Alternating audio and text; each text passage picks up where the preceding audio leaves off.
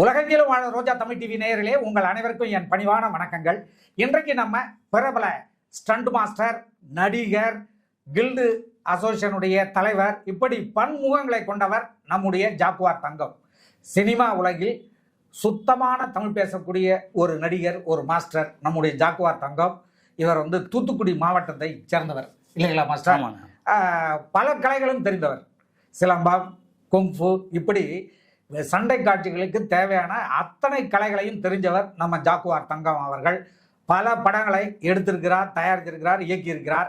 Guild அசோசியேஷனுடைய தலைவராகவும் இவர் செயல்பட்டிருக்கிறார். இன்றைக்கு ஜாக்குவார் தங்கம் அவர்களை திரை உலகில் சொன்னால் எல்லோருக்குமே தெரியும். ஜாக்குவார் தங்கம் அவர்கள் விஜய் போன்ற பிரபல நடிகர்கள் பலருக்கும் சண்டை பயிற்சியாளராக பணியாற்றியிருக்கிறார். அவரை நாம் இன்றைக்கு சந்திப்போம். வாங்க மாஸ்டர். வணக்கம். வணக்கம். நல்லா இருக்கீங்களா? நல்லா இருக்கேன் மாஸ்டர். மாஸ்டர், நீங்க பிரபல நடிகர்கள் பலருக்கும் ஸ்டண்ட் மாஸ்டர் பணியாற்றிருக்கீங்க. யார் யாருக்கெல்லாம் பணியாற்றுனீங்க? முதல்ல ரோஜா டிவியோட நேயர்கள் அனைவருக்கும் கரம் கூப்பி சிரம் தாழ்த்தி அந்த நன்றிகள் வணக்கத்தை தெரிவிச்சுக்கிறேன். அண்ணன் எனக்கு ரொம்ப கால ஒரு நட்போடு இருக்கிறோம் நாங்கள். அவர் இந்த மாதிரி நான் அடிக்கடி பார்ப்பேன். நாட்டை பற்றியும் மக்களை பற்றியும் நிறையா நல்லா இருக்கணுங்கிறதுக்காக அந்த ஜோசியம் எல்லாமே சொல்லுவாங்க. நான் அவருக்கு ரசிகன், அவர் வகையில் பார்க்கும்போது ரசிகன். அவர்கிட்ட பேட்டிக்குள்ளே பெருமை அடைகிறேன். ரொம்ப நன்றி. நீங்கள் கேள்விக்குன்னா நான் எனக்கு சிவாஜி கணேசன் சார், நடிகர் தலைவர் சிவாஜி கணேசன். அவங்களுக்கே மாஸ்டர். ஆமா, ஜெயசங்கர் சார், முத்ரா, இவரு மாஸ்டர் இருந்தீங்களா? ஸ்டண்ட் மேனா இருந்தீங்களா? ஸ்டண்ட் நம்ம மாஸ்டர் இருந்தேன். மாஸ்டரா இருந்தீங்க. ஜெயசங்கர் சார், ரவிச்சந்திரன் சார், நம்பியார் சாமி, PS வீரப்பா, இது மாதிரி. அப்புறம் அங்க இருந்து வந்தீங்கன்னாக்க விஜயகாந்த் சார், விஜய், அஜித், சிலம்பரசன், இது மாதிரி சரத்குமார், நிறைய பேருக்கு. இப்ப இன்னைக்கு இருக்கிற எல்லாருக்கும் சூர்யாவில அனைத்து இதெல்லாம் ஒர்க் பண்ணிருக்கேன். அது அவங்க படம் எல்லாத்துக்கும் ஸ்டண்ட் மாஸ்டர் வேலை பண்ணிருக்கேன். அது இல்லாம அமிதாப் பச்சனுக்கு ஒர்க் பண்ணிருக்கேன், தர்மேந்திராவுக்கு ஒர்க் பண்ணிருக்கேன், ஜிஜேந்திராவுக்கு ஒர்க் பண்ணிருக்கேன், மிதுன் சக்கரவர்த்திக்கு ஒர்க் பண்ணிருக்கேன். இங்க அண்ணா கர்நாடகத்துல அண்ணா ராஜ்குமார் அண்ணாக்கு ஒர்க் பண்ணிருக்கேன். இல்ல தெலுங்குல NTRல ஃபைட்டரா பண்ணிருக்கேன். மாஸ்டரா பண்ணல, ஃபைட்டரா பண்ணிருக்கேன். கிருஷ்ணா சாருக்கு பர்மனன்ட் ரூப் நான் தான் அந்த காலத்துல. அவரு சோபன் பாபுக்குலாம் அங்க ராஜ்குமார் அண்ணா பையன்லாம் என்னோட ஸ்டூடெண்ட். இப்ப சிவராஜ்குமார்லாம் என்னோட ஸ்டூடெண்ட் தான். இங்க சின்ன பையனா இருக்கும் போது எங்க ட்ரஸ்ட் பத்திலாம் வீடு அங்க என்கிட்ட கத்துக்குவாங்க அவங்க. இது மாதிரி எல்லா லாங்குவேஜ்லயும் என்னோட ஸ்டூடெண்ட் தான் இருக்காங்க. ஹீரோவா நடிக்கிறதுல பிளஸ் நான் அவங்களுக்கு மாஸ்டராகவும் இருக்க பண்ணிருக்கேன். 2500 படத்தை தாண்டி ஃபைட் மாஸ்டரா பண்ணிருக்கேன். உலகத்திலே ரெக்கார்டு, வேர்ல்டு ரெக்கார்டு. அதாவது நான் கூட ஒரு 1600 1500 என் கணக்குல தெரிஞ்சு எங்க 50வது ஆண்டு விழாவில் ஒரு புக்கு போட்டாங்க ஸ்டண்ட் யூனியன்ல. அப்பதான் நான் எவ்வளவு படம் பண்ணிருக்கேன் அவங்க போடும் போது எனக்கு தெரியும் 2000 தாண்டி பண்ணிருக்கேன். அதுக்கான வேர்ல்டு ரெக்கார்டு வாங்கிட்டேன். இந்த ஸ்டண்ட் மாஸ்டர்கள் சங்கம் இருக்கு, அதுல நீங்க தலைவரா இருக்கீங்களா? துணைத் தலைவரா இருந்திருக்கேன். ஆமா. சரிம்மா சார், இப்ப நீங்க கணக்கு சொல்றதெல்லாம் பார்த்தா சின்ன பையன் மாதிரி இருக்கீங்க. இப்ப நீங்க சிவாஜி கணேசன்ல இருந்து தர்மேந்திரா, அமிதாப் பச்சன் எல்லாம் சொல்லும் போது பார்த்தா உங்களுக்கு வயசுதான் என்ன இருக்கு மாஸ்டர்? 72. 72? ஆமா. ஐயோ, நம்பவே முடியல மாஸ்டர். 72ல நிறைய பேர் நடக்க முடியாம. புரட்சி தலைவர் எம்ஜிஆர் கூட ஒரு போட்டோ போட்டு இதுல போட்டுருந்தேன் யூடியூப்ல. ஒருத்தர் கமெண்ட் பண்ணியிருந்தாரு, இவருக்கே 35 வயசு தான் இருக்கும், அவர் இறந்தே 40 வருஷம் இருக்கு, எப்படி எடுத்தாரு? அப்புறம் சொன்னேன், தம்பி நான் இந்த வருஷத்துல பிறந்தேன், இந்த வருஷம் சினிமாவில் இருக்கேன், எனக்கு வயசு இவ்வளவு, நான் இளமையா இருக்கேன்னா நான் ஒழுக்கமா இருக்கேன்னு சொன்னேன். அவர் கையெடுத்து கும்பிட்டு சாரிண்ணே, அப்புறம் தான் நான் விசாரிக்கும் சொன்னாங்க சாரிண்ணே அப்படின்னாரு. அதனால வயசு சின்ன பையன் மாதிரி எல்லாரும் நினைப்பாங்க. ஆனா எனக்கு வயசு 72. என் கூட இருக்கவங்க எல்லாம் நடக்க முடியாம இருந்தாங்க, நிறைய பேர் இறந்து போயிட்டாங்க. ஆனா நான் இருக்கேன்னா ஒழுக்கங்கிறது ஒரு முக்கியமான காரணமா நான் மனசால நினைக்கிறேன். யோகாசனம், அந்த பயிற்சி விடாம 3 மணி நேரம். முன்னை கூட காலைல 3:30 மணிக்கு எழுந்துச்சேன். 3:30ல இருந்து 7 வரைக்கும் விடாத பயிற்சி பண்ணுவேன். என்ன பயிற்சி பண்ணுவீங்க? முதல்ல தியானம் பண்ணுவேன், அப்புறம் யோகாசனம் பண்ணுவேன், அப்புறம் உடற்பயிற்சி பண்ணுவேன், அப்புறம் கொஞ்சம் கராட்டே அதெல்லாம் பண்ணுவேன், அப்புறம் சிலம்பம் கொஞ்சம் பண்ணுவேன். இதெல்லாம் ரெகுலரா நான் பயிற்சி பண்றது. மாஸ்டர், நீங்க எப்பவுமே உங்களை பரபரப்பாவே இருப்பீங்க. இண்டஸ்ட்ரியில எல்லா இடத்துலயும் உங்களுடைய மேட்ரு டாக்காவே இருக்கும், பரபரப்பான இதுவே பேசிட்டு இருப்பாங்க உங்களை பத்தி. நீங்க கில்டுல இருக்கும்போது கில்டுல பெரிய பிரச்சனைகள் உங்களால போச்சு ஊன்னு சினிமா உலகமே உங்களை பத்தி பேசிட்டு இருந்தது.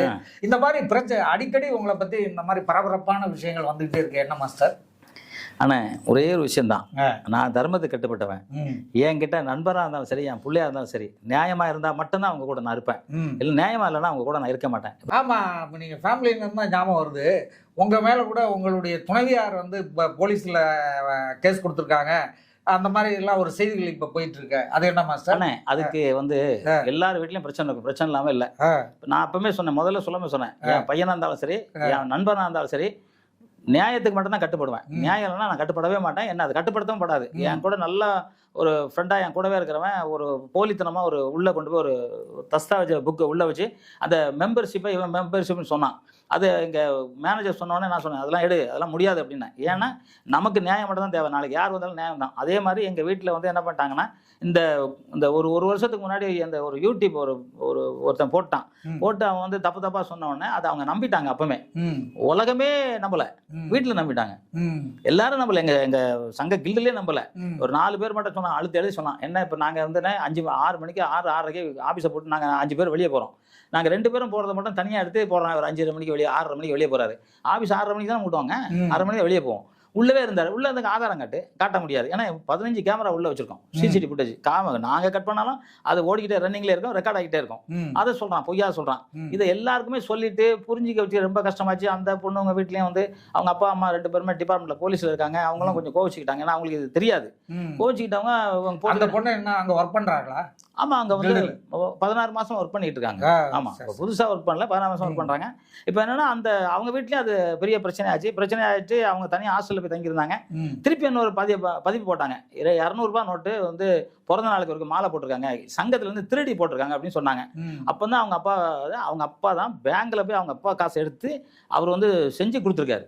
அப்ப நான் தானே செஞ்சு கொடுத்தேன். இதே சொல்லும்போது அப்ப இதெல்லாம் போயின்னு இப்ப திருப்பி அவங்க வீட்டுக்கு போயிட்டு இருக்காங்க. இப்ப ஹாஸ்டல்ல காலி பண்ணிட்டு அவங்க வீட்டுக்கு போறாங்க. இதுக்கடையில இப்ப திருப்பி வந்து நான் அந்த கோர்ட்ல ஜெயிச்சிட்டேன் இல்லையா, இந்த கோர்ட்ல ஜெயிச்ச உடனே அவங்களுக்கு ஏதாவது என்ன தாக்கணுங்கிறக்காக திருப்பி ஒரு அதே மேட்டரை திருப்பி போடுறாங்க. திருப்பி போடுறா எங்க வீட்டுல என்ன ஓகே ஒரு திருப்பியும் அதே மாதிரி இருக்காரு போல் இருக்கு அப்படிங்கிற மாதிரி ஒரு சின்ன பிரச்சனை ஆச்சு. பிரச்சனை இருக்கு முன்னாடி, அதுக்கெல்லாம் முன்னாடி எங்க வீட்டுல வந்து என் பசங்க வந்து என் வீட்டை ஒரு 50 லட்சம் ரூபாய்க்கு லீஸ் கொடுத்துட்டாங்க எனக்கு தெரியாம. லீஸ்னா எப்படின்னா, கரண்ட் பில் கட்ட வேண்டாம், மாசம் தண்ணி வரி கொடுக்க ஒண்ணுமே கொடுக்க வேண்டாம். நீங்க 15 லட்ச ரூபா கொடுத்தீங்கன்னா போதும், 5 வருஷம் லீஸ், 5 வருஷம் கழிச்சு நீங்க 5 லட்ச ரூபா வாங்கிட்டு போங்க, இல்லைன்னா நீங்க திருப்பி இருந்துக்கலாம். என் வீடு பெரிய வீடு பார்த்துங்க. அந்த வீடு அப்படி கொடுத்தது வந்து ஒரு 8 வீடு இருக்கு. கொடுத்தனால அதை நான் பெரிய கஷ்டப்பட்டு திருப்பினேன். திருப்பி அவங்களை அப்பவே நான் அனுப்பிச்சிட்டேன், நீங்க எங்க இருக்காதீங்க, தனியா வீடு எடுத்து கொடுத்தேன். என்கிட்ட எல்லா ரெக்கார்டும் இருக்கு. தனியா வீடு கொடுத்து தனியா இருந்தாங்க பசங்களுக்கு. ஆமா, பசங்களுக்கு. திருப்பி வந்து கேட்டாங்க, இல்லப்பா நாங்க கல்யாணம் ஆனவங்களா? எல்லாமே கல்யாணம் ஆனவங்க தான், குடும்பத்தோட குழந்தையும் இருக்கு. இப்ப என்னன்னா திருப்பி கேட்டாங்க, சரி பேரம்பேத்திகள் இருக்காங்க. ஆமா, இப்ப நான் என்ன சரி ஓகே நம்ம பிள்ளைங்க தானே, திருப்பியும் உள்ள விட்டோம். திருப்பியும் இப்ப வந்து வீடை அடை வைக்கிறாங்க. வாடகை விட்டுருக்கோம் இல்லையா, அவங்களை காலி பண்ண சொல்லிட்டு. ஏன்னா நான் வந்து காலையில இருந்து நான் வந்து ஒரு 52 வருஷமா சினிமாவில் இருக்கேன். எனக்கு வந்து வீட்டுக்கு போறக்கே டைம் இருக்காது. உங்களுக்கு தெரியும், அந்த காலத்துல வந்து நான் வந்து ஷூட்டிங்லேயே தான் இருப்பேன். எப்போ ஒரு நாள் நைட் வந்து படுப்பேன், காலையில் திருப்பி போயிடுவேன், திருப்பி ஒரு மாசம் கழிச்சு தான் வருவேன். அந்த மாதிரி நான் சூழ்நிலை இருந்தவன். இப்போ கில்டுக்கு வந்த பிறகு 10 மணிக்கு 11 மணிக்கு நான் கில்டுக்கு வந்தேன், திருப்பி 5-6 மணிக்கு போவோம். அதுக்குள்ள வீட்டில் என்ன நடக்குதுன்னு எனக்கு தெரியாது. ஏன்னா எனக்கு தெரியவே இல்லை அது என்ன நடக்குதுன்னே தெரியல.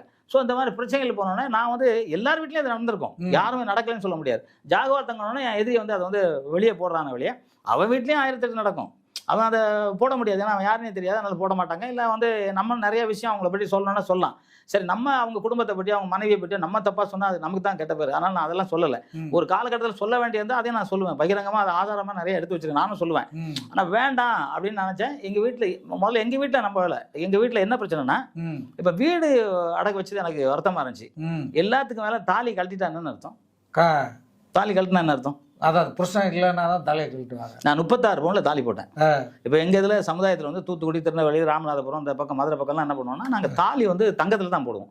அதுல வந்து 36 பவுன் தாலி போட்டிருந்தேன். முறுக்கு செயின் தாலி வந்து ஒரு இதுல போட்டிருந்தேன். அந்த செயினை காணும் கழுத்துல. என்னன்னு கேட்டேன். இல்ல யாரோ கொடுத்தேன் அப்படிங்கிறான். தாலி யார்கிட்டே கொடுத்தாப்போம் அப்படின்னு கேட்குறேன். அதுக்கப்புறம் வந்து நான் வந்து பசங்க வந்து கொஞ்சம் வேற மாதிரி, அது எனக்கு சொல்ல முடியல, நம்ம நேரில் சொல்ல முடியல. அந்த மாதிரி சில பிரச்சனைகள் இருக்கு, போலீஸ் கேஸ் அது இருந்தோன்னு நான் சொன்னேன், அப்பா நீங்க இங்க இருக்க வேண்டாம், தனியா இருங்க, எனக்குன்னு ஒரு பேர் இருக்கு, ஜாகுவார்த்தங்கன்னு ஒரு பேர் இருக்கு, நான் யார்ட்டையும் கடன் வாங்க மாட்டேன், கடன் வாங்கியது வரைக்கும் வாழ்ந்ததில்லை, அதனால நீங்க எல்லா இடத்துலயும் கடன் வாங்கிருக்கீங்க, அதனால தயவு செஞ்சு நீங்க வெளியே போங்கன்னு. இவனுங்க தூண்டுதலாலும் என்னோட மச்சான் ஒருத்தன் இருக்கான் முருகன்ட்டு, என்னன்னா அவங்க அப்பா சமீபத்தில் இருந்தாங்க, அந்த வீட்டுல இருந்து என் ஒய்ஃபுக்கு ஒரு 3 கோடி ரூபாய் வரணும். அந்த 3 கோடி ரூபாய் நான் இங்கே கேட்டுருணும்ட்டு அவங்க எல்லாம் ஒரு திட்டம் போட்டு என் ஒய்ஃபை ஒரு கம்ப்ளைண்ட் கொடுத்து, என் ஒய்ஃபுக்கு போலீஸ்ல போய் உட்காந்துருக்கேன், அது கம்ப்ளைண்ட் அது என்னன்னு தெரியல. உட்காந்து பேசும்போது இது மாதிரி அது நான் ஏன்னா அப்படிங்குது, நீ கொடுத்தியாமான்னு கேட்குறாங்க. உடனே என் பையன் சொல்ல, ஆமாம் அம்மா தான் கொடுத்தாங்க அப்படின்றான். ஸோ அதை கையெழுத்து போட்டுட்டு இல்லை அவள் கையெழுத்து யாரோ போட்டு கம்ப்ளைண்ட் கொடுத்துருக்காங்க, அவ்வளோதான் விஷயம். ஏன்னா 40 வருஷம் நான் நல்லா தான் பார்த்துக்கிட்டேன். இப்போ வந்து அதுக்கு நடக்க முடியல, உட்கார முடியல, எழுந்திரிக்கணும், அந்த மாதிரி சூழ்நிலை இருக்கு. தனியாக வீட்டில் இருக்கோம், அவரை வேலைக்கு ஆள் வச்சிருந்தோம், அந்த அம்மா பார்த்துக்குவாங்க, போய்க்குவாங்க. இப்போ இந்த வந்து பணம் அதுக்கப்புறம் இன்னொரு 10 லட்ச ரூபாய் என் ஒய்ஃப் பேரில் நான் போட்டு வச்சிருந்தேன். எப்பவும் இருக்கட்டும், அந்த பணத்தை நான் இப்போ ஜாகுவார்னு ஒரு படம் ஹீரோவாக நடிக்கிறேன், அந்த பணத்தை எடுக்கணும்னு பார்த்தா ஒரு பைசா இல்லை பேங்க்ல, எல்லாம் எடுத்திருக்காங்க. எப்படி எடுத்தீங்கன்னா இல்லை அவங்க வாங்கினாங்க இவங்க வாங்கினாங்க. யாருமே வந்து 36 பவுன் அது ஒரு 20-22 லட்ச ரூபா, இது ஒரு 10 லட்ச ரூபா, கிட்ட 30-40 லட்ச ரூபா பேங்க் எனக்கு தெரியாமல் எடுக்கக்கூடாதுல்ல, நான் சம்பாதிச்ச காசு தானே. அதை கேட்டேன், பசங்களே நீங்கள் இங்கே வராதீங்கன்னு சொன்னேன். உடனே என் ஒய்ஃபை வச்சு ஒரு கம்ப்ளைண்ட் மாதிரி கொடுத்துருக்காங்க. அது நீதி நேர்மை இருக்குது, அதை பார்த்துக்கலான்ட்டு நானும் விட்டேன், அவ்வளோதான். ஏன்னா இன்னொருத்தனுக்காக என் குடும்பம், அதாவது அதான் துரோகிகள் வச்சுக்க கூடாது எப்பவுமே கூட. நண்பன் வந்து நல்ல நண்பன் வந்து எந்த இடத்துலயும் வந்து நம்ம கெட்டு போக கூடாதுன்னு நல்லா கூட நினைப்பான். ஆனா நண்பன் மாதிரி இருக்கிற துரோகி தான் நம்ம கெட்டு போகணும்னு நினைப்பான். அந்த துரோகிகளை நான் கொஞ்சம் பேர் வளர்த்து விட்டேன். அந்த துரோகிகள் என் குடும்பத்திலையும் ஊடுருவிருக்காங்க. அதுலேயும் வந்து சில பாய்சன் வந்து உள்ளே கலந்துருக்கு. சார் அதை சரி பண்ண முடியுங்கிற நம்பிக்கை இருக்குது எனக்கு. நானும் நிச்சயமாக சரி பண்ணுவேன். நான் சித்திர வழிபாட்டில் இருக்கேன், இது எல்லாமே சரி பண்ணுவேன், என்னால் முடியும். சித்திர வழிபாட்டில் இருக்கிறேன்றீங்க, ஜாக்குவார்ங்கிற படத்தில் ஹீரோவாக நடிக்கிறேன்றீங்க. 72 வயசில் ஹீரோவா? அண்ணா நான் 200 வயசு வரைக்கும் இருப்பேனே. 200 வயசு தாராளமாக இருப்பேன். எங்கே போய் ஜோதிடர் கிழங்க அவங்க சொல்லுவாங்க சொல்லுவாங்க. உங்கள் இவர் இருக்கார் இல்லையா, அவரே ஒரு வாட்டி என்கிட்ட சொன்னார். நான் என்னை வந்து பார்க்கும்போது நான் எனக்கு கேட்கும்போது சொன்னார், ஜோதிடர் பாபு சார் அவரே பேசும்போது ஐயா அப்படின்னா சொன்னார், 150 வயசு வரைக்கும் இதே மாதிரி இருப்பீங்க அப்படின்னாரு. ஏன் அப்படின்னா நான் வந்து இது வரைக்கும் டீ சாப்பிட்டதில்ல, வெத்தலை கூட தண்ணி அடிச்சது எந்த கெட்ட பழக்கமும் கிடையாது. நான் வந்து என்னோட யோகா இதில் அணுக்கள் வந்து நமக்கு வந்து 40 வயசுக்கு மேலே சாக ஆரம்பிச்சிடும். அதுக்கப்புறம் தான் முடி கொட்டிடுது, பல்லு கொட்டிப்படும், எல்லாமே போகும். நான் அந்த அணுக்கள் எப்படி சாகாம இருக்கணுங்கிறது அந்த டெக்னிக்கலாக சித்திர வழிபாட்டில் சொல்லி கொடுத்தனால அதை நான் பண்ணிக்கிட்டு இருக்கனால இப்போ நிறைய திடீர்னு என் ஃபோட்டோ பார்த்தாங்க 40 வயசு தான் சொல்லுவாங்க. இல்லை ஜாகுவார் அட்டேங்கப்பா அவர் எந்த காலத்தில் சிவாஜி கவுண்டர்லாம் ஃபைட் பண்ணியிருக்காரு அப்படின்னு பார்க்கும்போது எனக்கு வந்து வயசு சொல்லுவோம். அப்பவும் கேட்பாங்க, என்ன உண்மையா போய் அப்போ நீங்கள் கேட்டிங்களா, அது உண்மையா போய் என்னங்களா, அது மாதிரி கேட்பாங்க. அதனால நான் 200 வயசு இருப்பேன். இது கூட இந்த ஜாகுவார் படம் என் பையன் பண்ணணுங்கிறக்காக தான் நான் எல்லாமே டிசைன்லாம் பண்ணியிருந்தேன். அவங்க வந்து அதுக்கான தகுதியை வளர்த்துக்கல. இப்போ ஒரு ஹீரோ பண்ணோம்னா இன்னைக்கு எவ்வளோ பேர் அலைங்க. விஜய் சார் இன்னைக்கு எவ்வளோ போராடினாரு, அஜித் எவ்வளோ போராடினார், நம்ம தனுஷ் சார் எவ்வளோ போராடினார், ஏன் சூர்யா சார் அவங்க அப்பா இருந்து கூட என்ன போராட்டம் போராடினார். ஆனால் அந்த போராட்டத்தை விட அவங்க கிட்ட கொடுக்காம நானாவே எல்லாமே எடுத்து கொடுத்துக்கிட்டு இருந்தேன். அவங்க அதை வந்து யூஸ் பண்ண தெரியல. எல்லாரும் சொல்ல, என்ன கூட ஒரு பையன் சொன்னான், சார் நான் அவங்க கூட படித்தவன் தான், இப்படி ஒரு அப்பா கிடைக்கலையே நான் ஃபீல் பண்ணுறேன் சார், எனக்கு நீங்கள் அப்பா கிடைச்சா நான் எங்கேயோ போயிருப்பேன் அப்படின்னு சொன்னான். ஸோ அந்த வகையில் நான் எல்லாம் 3 படம் அவரை வச்சு ஹீரோ எடுத்தேன். எல்லாம் நமக்கு எவ்வளோ லாபம்னு உங்களுக்கு தெரிஞ்சிருக்கும். அதை விட நான் கவலைப்படாமல் நான் பண்ணிக்கிட்டு தான் இருந்தேன். யார் சொல்கிறதுக்கோ யாரோ கட்டுப்படுறதுக்கோ எனக்கு தேவை நியாயம் யார் இருந்தாலும் சரி. அதான் ஹரிச்சந்திரன் சொன்ன மாதிரி தான், நக்கீரன் சொன்ன மாதிரி தான், நெற்றிக்கண்ணை திறந்தாலும் குற்றம் குற்றமே அப்படி தான். என் பையன் இருந்தாலும் குற்றம் குற்றமே தான். அந்த குற்றத்தை யார் செஞ்சாலும் சரி, நான் குற்றம் பக்கம் நிற்க மாட்டேன். சரி, இப்போ ஜாக்குவார் படம் எடுக்கிறீங்களே, இப்போ நிறைய பேர் எடுக்கிற பெரிய படங்களே தேட்டரில் ஓட மாட்டாங்குது. நீங்கள் எதை நம்பி நீங்களே ஹீரோவாக நடிச்சு இப்போ படம் எடுக்கிறீங்க? இல்லைண்ணா, இது வந்து சிலம்பத்தை பற்றி ஒரு படம். நான் சமீபத்தில் திருவனந்தபுரத்தில் ஷூட்டிங் போயிட்டு ஃப்ளைட்டில் வந்துகிட்டு இருக்கும்போது ஒருத்தர் கேட்டார், நீங்கள் ஜாக்குவார் தங்க தானே? ஆமாம் அப்படின்னா, நான் மிலிட்ரி, உங்களை வச்சு நிறைய படம் பார்த்துருக்கோம், நாங்கள் உள்ளே உட்காந்துருக்கோம், உங்களை பற்றி ரொம்ப பேசிக்குவோம், எப்போ 20-25 வருஷம் முன்னாடி பேசுவோம். நீங்கள் சிலம்பத்தில் பெரிய ஆளாச்சே, அந்த சிலம்பத்தை அப்படியே ஒரு குறும்படமாக எடுத்து போடக்கூடாதா, அது வந்து உங்கள் காலகட்டத்தில் அழிஞ்சிடக்கூடாது அப்படின்னு சொன்னார். நான் சொன்னேன், நான் நிறைய பேர் கற்றுக் கொடுத்துருக்கேன், பட் இருந்தாலும் இல்லை நீங்கள் அதை பண்ணுங்க அப்படின்னாரு. அதை வச்சு தான் என் பையனை வச்சு ஜாகுவார் நீ படம் பார்க்கணும்னு நான் எல்லாம் ரெடி பண்ணேன். பசங்க கொஞ்சம் அதுக்கு தகுதி அதனால நானே நடத்துனேன். ஏன்னா சிலம்பத்தை பற்றி தான் படம். நான் இப்போ நம்ம நேரு கூட என் ஃபோட்டோ காமிக்கிறேன், இப்போ எடுத்த ஃபோட்டோ காமிக்கிறேன், ஃபோட்டோ செக்ஷன் பண்ணேன். KS ரவிக்குமார்கிட்ட காமிச்சேன், வெங்கடேஷ் சார்கிட்ட காமிச்சேன். சொன்னோன்னே சொன்னார், வயசுலாம் தெரியவே இல்லை, 72 சொல்லவே முடியாது, வாய்ப்பே இல்லை, நீங்கள் படம் நடிங்க, ஹீரோ நடிங்க அப்படின்னு சொன்னாங்க. அது அவங்கெல்லாம் பெரியவங்க, அவங்கெல்லாம் சொல்கிறத வச்சு இப்போ நீங்களும் உங்கள் ஃபோட்டோ பார்த்து உங்கள் கருத்துக்களை எனக்கு சொல்லுங்கள், கண்டிப்பாக அதை வச்சு நடிக்கிறேன். அப்புறம் வியாபாரம்னு சொன்னீங்க, நான் சூர்யாங்கிற ஒரு படம் பண்ணேன், ஒரு சின்ன பட்ஜெட்டில் பண்ணேன். எனக்கு தேவையானதை விட மேலே லாபம் வச்சு என்கிட்ட வாங்கினவங்க பல கோடி சம்பாதிச்சாங்க. இன்றைக்கும் அவங்க லைனில் இருக்காங்க. நீங்கள் படம் எடுத்தால் சொல்லுங்கள் சார். நம்ம பெரிய பட்ஜெட்லலாம் போய் தலையை கீழெல்லாம் கொடுத்து பண்ணுறதில்ல, நீட்டாக படம் ஒரு சின்ன படமாக அழகாக பண்ணுவோம். நம்ம கலையை, சிலம்பக்கலையை உலகத்துக்கு தெரிய வைக்கிறதுக்காக உலகம் முழுவதும் இதை வந்து கொண்டு போவேன். அதுக்காக எடுக்கிறேன். லாபம் நஷ்டங்கிறது அப்பாற்பட்டது. ஆனால் அந்த படம் வெற்றி பெறும். ஏன்னா இன்றைக்கி 1.25 கோடி பேர் சிலம்பம் மட்டும் கற்றுக்குறாங்க. நான் எல்லா இடத்துக்கும் போகிறேன். இப்போ பாருங்க, போன வாரம் வந்து இதுக்கு போயிருந்தேன், வேலூர் போயிருந்தேன். இந்த வாரம் வந்து இங்கே ஒரு 1500 பேர் சிலம்பு பரிசு கொடுக்கறதுக்கு போகிறேன். இதில் வந்து 1.25 கோடி பேர் வந்து சிலம்பம் கற்றுக்குறாங்க. அந்த 1.25 கோடி ப்ளஸ் 1.25 கோடி பார்த்தாலே 3.5 கோடி பேர் படம் பார்ப்பாங்க. நிச்சயமாக எனக்கு அந்த நம்பிக்கை இருக்குது.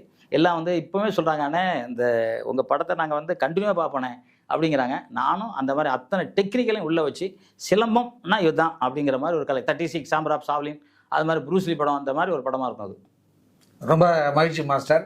உங்களுடைய ஆர்வம் இந்த வயசுலேயே நீங்கள் இளமை துடிப்போட அந்த சினிமா மேலே உள்ள வெறியோட படம் பண்ண போகிறீங்க, ஹீரோவாக பண்ண போகிறீங்க, அதுவும் சொந்த காசு போட்டு பண்ணுறீங்க, லாபம் சம்பாதிப்பேன் அப்படிங்கிற ஒரு நம்பிக்கையும் சொல்கிறீங்க பாருங்கள். இது உண்மையிலேயே பாராட்டக்கூடிய விஷயம். மீண்டும் அடுத்த வீடியோவில் உங்களை சந்திக்கிறேன் மாஸ்டர். நன்றி, வணக்கம். நன்றி. உங்களுக்கும் ரோஜா டிவி நேயர் அனைவருக்கும் கரம் கூப்பி சிரம் தாழ்த்தி நன்றி கலந்த வணக்கத்தை தெரிவிச்சுக்கிறேன். நான் அம்மா எல்லாம் இல்லை, எனக்கு அம்மா பாசம் என்னங்கிறது எனக்கு ரொம்ப தெரியாது. அந்த அம்மா இருக்கும்போது நீங்கள் அந்த அம்மாவை அப்பாவை எப்போதுமே நேசிங்க. அம்மா சாப்பிட்டீங்களான்னு கேளுங்க, அப்பாவை சாப்பிட்டீங்களான்னு கேளுங்க. அம்மா அப்பா இல்லைன்னா உலகத்தில் புல் பூண்டு கூட முளைக்காது. அந்த அம்மா அப்பாவை எப்போதுமே வணங்குங்க. வணங்கிட்டிங்கன்னா நீங்கள் வாழ்க்கையில் பெரிய இடத்துக்கு வரலாம். நீங்கள் நினச்ச விஜய் மாதிரி வரலாம், இல்லை எம்ஜிஆர் மாதிரி வரலாம், ஜெயலலிதா மாதிரி வரலாம், இல்லை மோடி ஐயா மாதிரி வரலாம். எதுக்குமே தெரியும், முயற்சி தான். பயிற்சியும் முயற்சியும் இருந்தால் உன்னாலும் சாதிக்க முடியும். அந்த சாதிப்பு எப்பவும் உங்ககிட்ட இருக்கட்டும். ரோஜா டிவி மூலமாக உங்ககிட்ட நான் வேண்டிக்கிறேன். அதே மாதிரி நான் எப்பவும் சொல்கிற மாதிரி உலகத்திலே நான் எல்லா நாட்டுக்கும் போயிருக்கேன். எல்லா நாட்டிலையுமே மாடு அம்மானி தான் கூப்பிடுவோம். எங்கேயுமே மம்மினி கூப்பிட்டதில்லை. அந்த உலகத்திலே முதல் மொழி நம்ம மொழி, தாய்மொழி தமிழ். அந்த தமிழ் வாழ்க, தமிழ் வெல்க, தமிழன் வென்றே தீர்வான். நன்றி, ஜெய்ஹிந்த். ரோஜா தமிழ் டிவி வியூவர்ஸ் எல்லாருக்கும் வணக்கம். இதுவரை நீங்கள் பார்த்த இந்த நிகழ்ச்சி உங்களுக்கு பிடிச்சிருக்கும் அப்படின்னு நினைக்கிறோம். இது மாதிரி பல சுவாரஸ்யமான நிகழ்ச்சி உங்களை சென்றடைய நீங்கள் செய்ய வேண்டியது ஒன்றே ஒன்று தான். ரோஜா தமிழ் டிவியை லைக் பண்ணுங்கள், ஷேர் பண்ணுங்கள், கமெண்ட் பண்ணுங்கள், சப்ஸ்கிரைப் பண்ண மறந்துடாதீங்க. அது மட்டும் இல்லாமல் எங்களோட செய்திகள் உங்களை உடனுக்குடன் அடைய நீங்கள் செய்ய வேண்டியது ஒன்றே ஒன்று தான். பெல் பட்டனை கிளிக் பண்ண மறந்துடாதீங்க.